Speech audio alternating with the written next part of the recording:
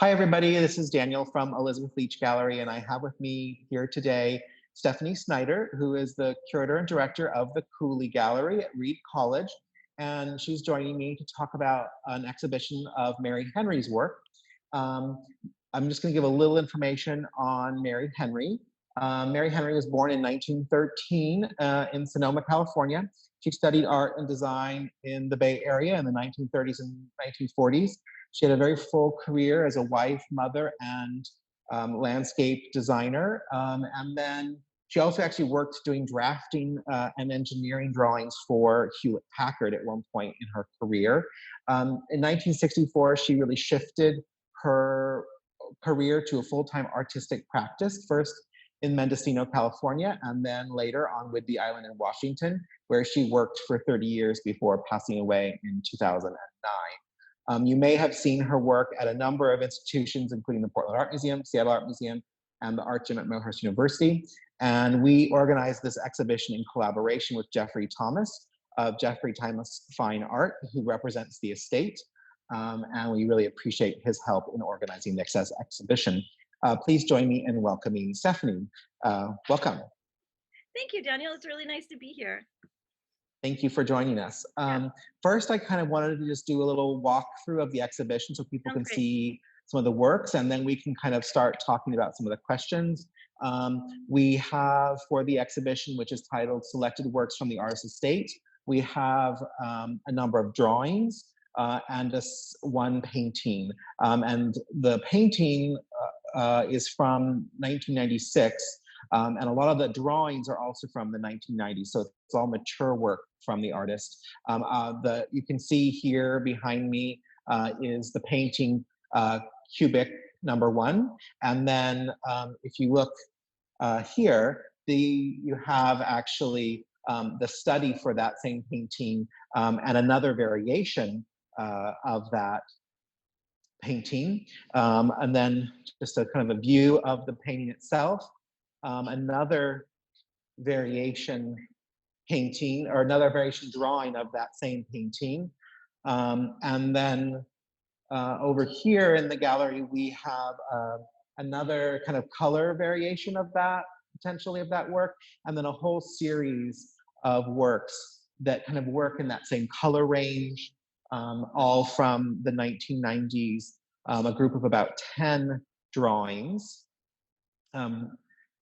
And then we have 3 of a series called discrete drawings, which were drawings that were never intended to be made into paintings. And they're done in that same stippling style with what color pencil that she's known for, but they're larger than a lot of the other drawings, a little bit more minimalist in their composition.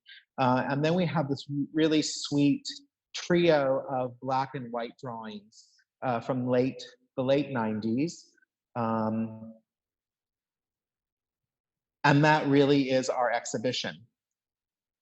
And so we can show pieces a little more later as we would like to, but for now, I thought that would kind of give us a little bit of an introduction to the show, and then we can have our conversation. Is there anything you want to say, Stephanie, about the drawings we saw? Well, I would like to ask you a couple of preliminary questions, if that's all right. Absolutely, please. I'm so struck by, I think it's a really wonderful arrangement of work. And so I'd like to know how it was organized and by whom. Myself, I met with Jeffrey Thomas on a number of occasions, and we looked at images and portfolios full of drawings, and over a couple of meetings starting, last year, we did a series of kind of studio visits of myself with him, and then we came up with a selection. Of course, there were more available than what this show ended up being. We really wanted to do a show of one painting and a series of drawings. And so I was really kind of loved this painting, Cubic #1. And then I loved that there was this grouping of like 5 drawings that related to it. And one of the things I loved about that, which is sort of a tangent from what we had planned to talk about, is like many artists, she would do a series of drawings and then they would result in one painting. So I'm pretty familiar with artist Lee Kelly, working with Lee Kelly. He often will do a series of drawings and a few maquettes, and then do a final sculpture. But the final sculpture may not be exactly like any of the maquettes, because it instead takes the information he's gathered from all of the maquettes into account. And Mary's work is a little more true from drawing to painting, but I love that notion of how she is working with multiple iterations of an idea before she culminates it in one major painting. Yeah, and although that's a true artistic process for a painter, it's also so relevant to her experience as a spatial designer, interior designer, engineering draftsperson, etc. I was Yes. trying to think as we were preparing for this lovely opportunity. Thank you so much for having me. I was trying to think of an artist who actually worked in reverse. Um, I This may be a subject for a later conversation, but I wonder if there's ever been an artist who created the large painting first and then did a kind of aftermath of drawings as opposed to a preliminary set of drawings. I don't know, but I do know that, as I already mentioned Lee Kelly, I do know that Lee Kelly has on occasion gone back to ideas, where he'd done drawings and then maquettes and then large pieces, and then in some cases gone back to the drawings to create smaller versions of pieces in different materials. So maybe going from large scale welded bronze to like welded steel, to a small bronze or something along those lines. I think of the artists that you represent, other artists that you represent too, I think that perhaps Michelle Ross has worked this way, because with her large paintings, there's such a long investigative process. And then while she's drawing, I know that she's looking at the paintings that she's created. So that's an interesting thought too. Absolutely. Yeah. So thank you so much for doing this. I really appreciate it. It's my first time, so everyone forgive me if I'm, whatever, stumble a little bit. It's certainly not your first time talking about artist work, but maybe your No, first and time not doing it too. I've for thought the. about her work and written about her work. Yes, but one of my questions maybe that I didn't send you ahead of time, but did wonder was, when did you first become aware of Mary Henry's work? What was your first introduction to it? So it was a long time ago, and I believe it was at the Portland Art Museum as a native daughter, or I should say a native Portlander. I've been aware of her work for a really long time. Yeah, But yeah, go ahead. I was gonna say, I think I first saw her work at the Portland Art Museum as well. The Portland Art Museum has an incredible collection of her work. Yeah. And I'm going to kind of just launch into one of my questions, if that's all right. And I kind of gave a little snippet about who Mary Henry was when I first welcomed people, but I'm going to say a little bit more, and I'm just going to read a little bit about her background and then how that perhaps connects to her work. So Mary was born in 1913, and she, from the very beginning of her life, was interested in art and drawing. And her family encouraged her to pursue this interest, and she later studied at what now is the California College of the Arts in Oakland. She was there in 1933 and 1934, and then later studied lithography and some other printmaking practices at the San Francisco School of Fine Arts during World War II. She later studied in Chicago at the School of Design in Chicago with László Moholy-Nagy, and that was in school as well. Pardon? He founded the school as well. Yes, correct. In 1945, and he was obviously from the Bauhaus, and she was, even after that year in Chicago, Moholy-Nagy was so impressed with her that he actually offered her a professorship, the first woman to ever be offered a professorship. Unbelievable. And she turned it down because at that time, I think the options for women were a little different, and she was a mother and a wife, and she returned to the Bay Area where she worked worked in the design world and raised her family. And then she really devoted herself in her mid-50s, or early 50s, excuse me, in 1964, to her studio practice. And it's interesting, just as a difference in how people approach family and career. At that time, for her to switch and make this kind of devote herself to her art career, she had to divorce and separate from her husband and kind of have her own life. You know, I would hope that we've come a long ways as society now, and that wouldn't be required. But you know, it's interesting that at that time, that was for her the turning point. But my question for you, Stephanie, is: do you think her early artwork, which was more landscape based and more traditional, what we would consider traditional, and those early experiences working in interior design and landscape design, do you think they played a role in her later art career? I mean, are those sensibilities present in the artworks in our exhibition, for example? Absolutely. You know, unless an artist really intentionally seeks to make a break from a past process, and even then, you know, I think, and it's true for us too, Daniel, anything that we've done contributes to what we're doing. But I'll tell you a couple of the things that I reflected on when you asked me that question, which is a deceptively difficult question, Daniel, not surprisingly.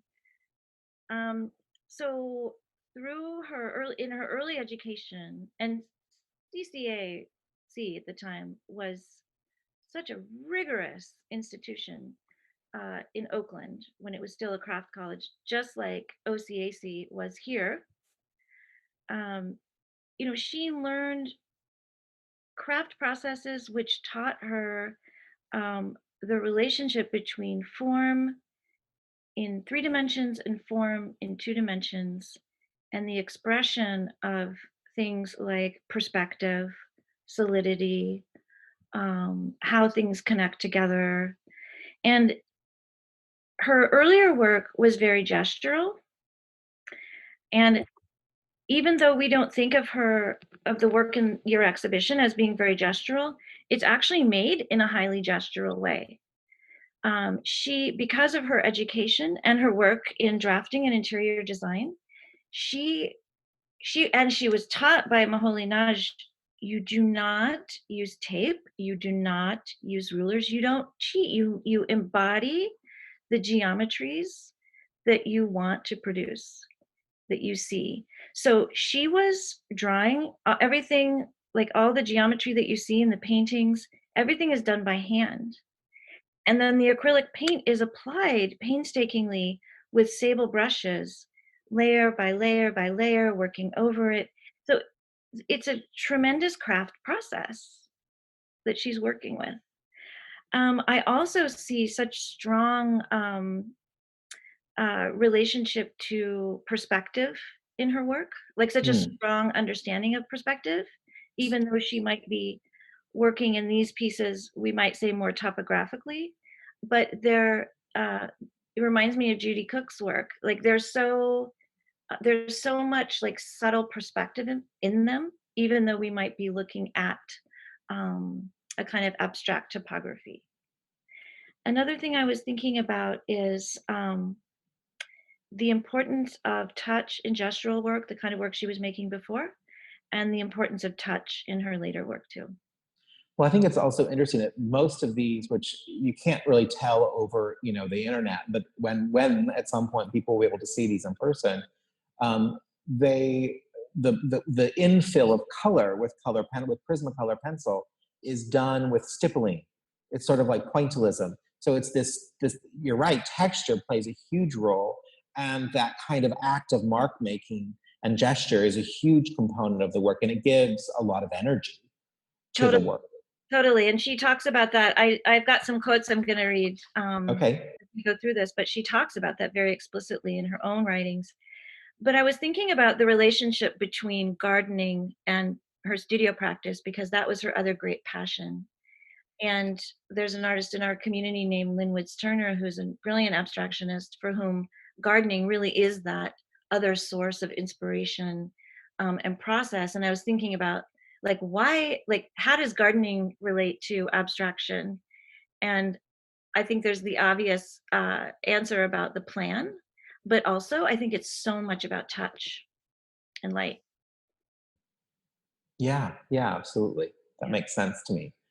Um, well, Yeah. there's also something about the pure geometry of the drawings Hmm. and often in gardening, there's this sort of tension between the kind of human control of nature and then the wildness of nature, and that kind of maybe like in traditional gardening, the geometry of the garden layout, but then how it's broken apart by the plants and the Yeah. organic.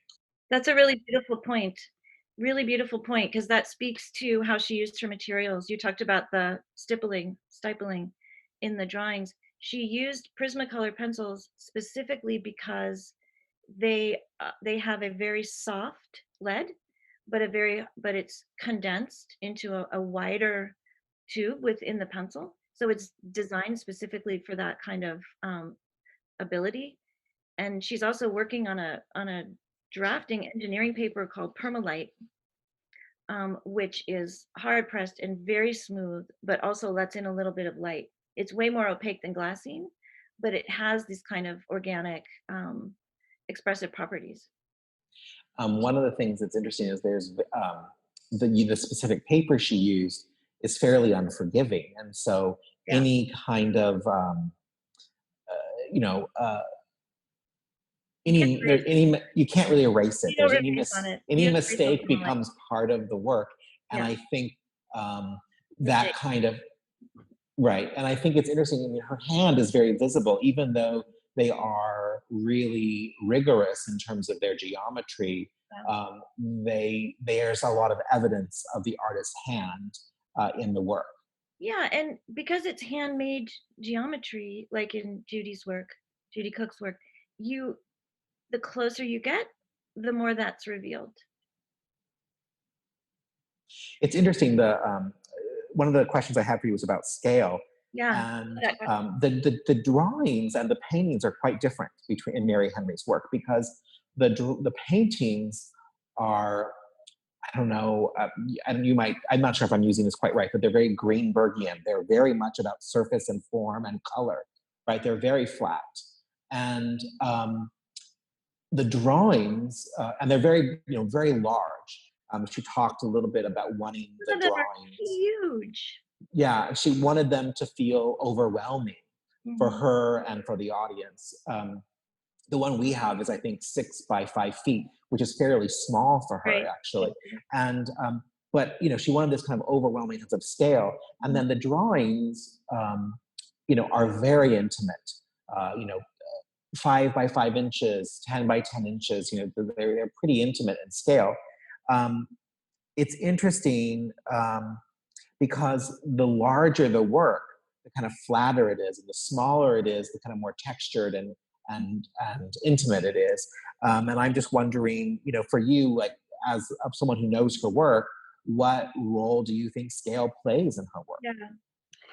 Yeah, that was a really hard question. I'm really glad you asked, because it's something that deserves to be thought about. Again, I think that the way she paints those very large paintings, like the durational aspect is remarkable, because even though they do have a different kind of surface and a different kind of overall effect, they're also handmade. They're not taped, they're not spray painted, they're not painted with large brushes. Well, I think she got up to like a 3-inch sable brush, but still, they're delicate. Like the delicacy that goes into making them is really remarkable. I was thinking a lot about what scale means on an emotional level. You brought up intimacy, a kind of interior, exterior, and also what scale means in relationship to one of your other questions, which is her isolation or her solitude in the studio. And they seem very related to me. Um, and when I say that, I don't want to romanticize isolation, because I think we know from working with like truly devoted studio artists that solitude can be for them an incredibly noisy, chaotic um, affair. Like the confrontation of the self, just because there's no one else around, isn't necessarily a polite process. And when you talk about, let me go back to scale and then I'll. So The smaller pieces, we see more of that texture, we see more of the effect, or perhaps the aftermath of her body's contact with the paper and the pencil. Um, and I think it draws a certain scaled relationship to the body. Like we feel that we can hold them, we can take them in sort of quickly, or like right into our heart space as works. And with the large pieces, I mean, her pieces, as you said, they get so large. They they expand our vision. They expand our sense of like how large our body is or might have to be to have that kind of deep one-on-one relationship with the work. So I think the larger pieces sort of test or push our visual relationship to the work in a way that's different. With the small pieces, they really condense our vision. Um, she's really interested in essence. She talks about her work. She talks about wanting to essentialize um, painting and emotions. What does she use the term? Portraying, essentializing ideas and emotions in her painting. And um, so I wonder about whether the scale, like for her and for us too, how does one of her primary goals, essentializing emotional and ideational experience, how does that change as the scale changes? And I don't know about you, but and I really want you to answer this too as we continue talking. But I feel like I can fall in, like my whole body can fall in to the large paintings. That they have a presence that is kind of perhaps ready to be taken outside into nature or ready to be in the world, just like Lee Kelly's geometric sculptures. They go outside and they just like everything around them has to, come to attention. Um, and then with the smaller pieces, they don't feel different insofar as they're made like their interests are exactly the same. But I want to hold them, I want to shelter them, I want to, have them right by my bed. A different kind of experience. It's interesting. I think for me, being in the space with them and looking at them in this moment, you've really touched on something. There is something about the, and I try to figure out what it is. There's an intimacy to the drawings, and it's not just in scale. It's about Yeah. the touch of the hand, the way you can actually feel it, kind of how it was made, if you will. And that, you do want it to have it that's in proximity to your body. Mhm. Like you talked about, having it right by your bed or having that kind of impulse to protect it. I think that there is a sense of that to the drawings. The paintings, I do see what you're saying in terms of wanting to, you can kind of fall into them, but they feel like there's something about like the one behind me that's like, I keep thinking about, I mean, maybe it's just the composition, but I keep thinking about like the feeling of seeing an eclipse, Mhm. right? Something on like a huge scale. Like they even feel Right, bigger than they actually are in right. some ways. Whereas the drawings feel I maybe agree with even that. smaller than they I totally are. agree with that. And I mean, I think that in both cases, whether it's the large paintings or the small drawings, both of those impulses, those emotional responses to the work, help give them the energy and power that they have, Yeah. um, in sort of different ways. Mhm. And I was thinking about, like, I know because of studying with Moholy-Nagy that she was really interested in the visual structure, in the concrete nature of language. And I can't stop reading those as an apostrophe or some kind of symbolic linguistic mark. And even with the smaller pieces, like she's already made the apostrophe gigantic, right? Like if we read them as kind of diacritical mark, right? So then it's just like a question of a gigantic letter form and a more gigantic letter form. So I like to think about that too. Like maybe the smaller pieces, maybe it's important not to kind of juxtapose the physically smaller works as small and the larger work as large, but also think about what we want to where we want to position ourselves in thinking about scale when we begin with those smaller pieces. Maybe they're really not so small after all. Correct. Correct. You talked a little bit about, I had asked a question about solitude. Yeah. And part of the reason I asked that is because, for her, for whatever the reasons of her moment in history and time and her life, she needed to separate from her family unit and kind of create a space, a sanctuary for herself to devote herself completely to her studio practice. And it was just that. And it was like her studio and her garden. And she did move to Whidbey Island to be closer to her daughter in Seattle. So family still clearly played a role in her life, but there's something about, maybe it has something about this moment in time where a lot of us are kind of having more solitude than normal. Yeah. But there's something where I feel like, Mm. I feel like and then my part of me also wonders, is having that time to herself, did that allow her to go so deep Mhm. over the 30 plus years she was, working primarily as an artist, to go really, really deep within one kind of vocabulary? Mhm.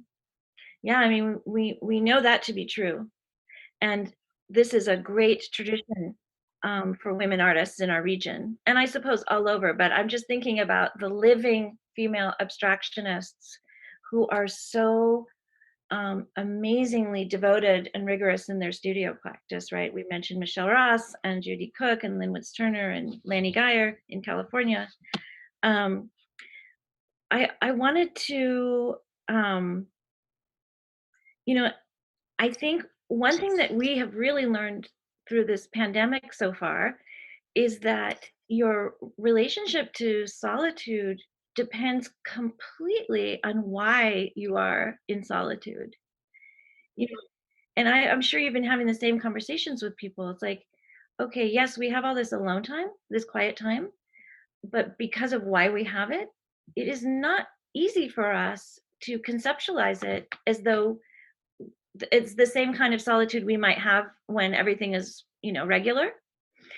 And I've myself and other people I know, it hasn't been easy adjusting to it insofar as like you think, okay, I have all this time, I'm just going to get so much work done. But it's not a choice, right? So I think that there's our relationship with it right now is very different. And I like thinking about some of the ways that some of the things that we can do because we're alone right now as being a choice. Like just insofar as maybe I choose to read for 4 hours today instead of watching more Netflix, right? Like we can make choices, but I think it's taking us a lot of emotional energy at times to do that. She fought so hard to carve out that space for herself. And I would imagine that except for that there was an element that was very satisfying every day to having that space that she paid a lot for in her life. Yes, definitely. Yeah, it definitely. I mean, it definitely cost her a lot, right, Yeah. I to mean, change her life radically.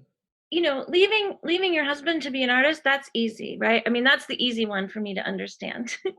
But she spent a lot of time away from her children. And as a mother, it's like I can't help but feel kind of sad about that or wonder, well, what kind of grandmother was there? What was the relationship between the children and the grandparents? If it was healthy, if it was wonderful, maybe it wasn't so hard. But I don't know very much about that.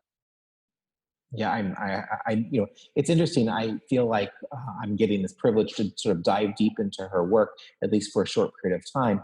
Yeah. But I didn't know her. I mean, it's kind of unusual for me to feel this connected to an artist, even this intensely connected for a short period of time Yeah. without kind of knowing them or getting to interact with them.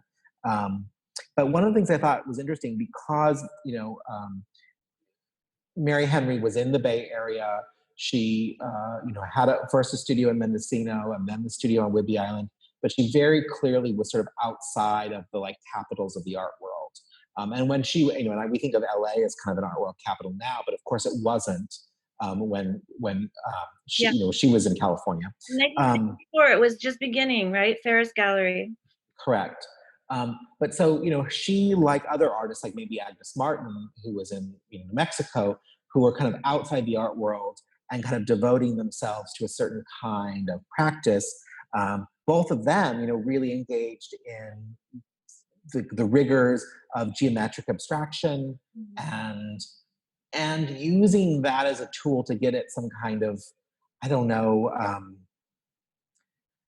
I mean, I think in my limited reading of Agnes Martin, it's about sort of like the grid as sort of this universal truth or something, right? There's something about a Yeah, much bigger it's about concept and its relationship to geometry. totally, and about like the line as process that sort of immediately erases itself as affect, as action, and becomes meditative, like the moment her hand goes to the next line. And Agnes Martin spent a lot of time writing about this, which Mary Henry did not too. Right. But your question about sort of the center and the periphery, maybe it's a really good time. Do we have enough time for me just to read a quote, like one Mary Henry quote Sure. about her relationship to the world? Um, I've never paid attention to art trends, though op art influenced my early paintings. And we can really see that, right? Yes. I found my way of working long ago, and I stay with it, working to push my boundaries further and further out. That's also really interesting thinking about scale, this kind of slow expansion like the universe. Often I return to ideas I've had as long as 20 years ago, and because my thinking about art has been consistent, there is a continuity throughout my long years painting. I am not interested in portraying life as such, but I am interested in portraying ideas and emotions and essences. So she's clearly comfortable where she is, right? And it's all about, I mean, it's so great because she's talking about your question about scale. It's like she has such a long view and such an expanded view that she can travel back in time within her work, and she's constantly sort of progressing it to a new expanded space. Um, there's I've talked about her work with Jeffrey Thomas a lot, who's just done such a remarkable job educating so much of us about Mary Henry's work in depth, and he confirmed that she really didn't write about this about the success of the art world, or maybe commercial objectives. And of course, I mean, the art world changed so much while she was working because she worked for such a long time. I wonder if maybe as she got older, she wished that she'd had, a bigger bank balance. It definitely makes life a little bit easier. But I don't know. I mean, that's a kind of a hard question for me, I guess, because I know and respect so many artists who don't care, or who have had to not care maybe about commercial success. It's a lot harder for an artist in the Pacific Northwest um, to achieve the kind of financial security that you might achieve in New York if you um, if you get to that point. Well, Yeah, I don't know. Am I answering the question? I don't know. yeah, I think so. I think so. So it's Let me go. interesting because you mentioned Jeffrey Thomas, and so I want to ask you my next question, which in 1968, Mary Henry received her first write-up of an exhibition in Art Yeah, Forum. And then in 2015, you wrote her most recent review of her work for Art Forum, and that was of an exhibition that at that time was at Jeffrey Thomas Fine Art, which unfortunately is not around anymore. But in that review, you described her abstractions as idiosyncratic and humorous, and as being imbued with an uncommon softness and intimacy. And I'm wondering if you see those elements in the works in this exhibition. oh, absolutely. Um, you know, women of her generation, my mom is younger, but she lived through the Depression like Mary Henry did. Interestingly, Mary Henry obviously survived the Spanish flu, right? Indeed. She was 5 years Well, yeah, old. but quite young. Yeah, and a lot of kids died, so that's interesting. Um, I was thinking very carefully about this over the last few days, and one of the things that I think makes her work really idiosyncratic and humorous in the way that often the kind of sly, subversive um, humor of women is that her works, the geometries of her work are not, um, they populate pictorial space or visual space with a kind of lack of harmony. I mean, look at the painting behind you. You see a kind of, like, there are places for your eyes to rest, to find a kind of reassurance in the composition. Um, but it's the opposite of a Frank Stella work where you have this like labyrinth of grids that all resolve themselves in the middle, right? Or even a Bridget Riley painting where you have a kind of large sections of overall patterning that establish these like zones of um, expansion and contraction and kind of areas that are less filled with patterning than other areas. She really doesn't do that in her work.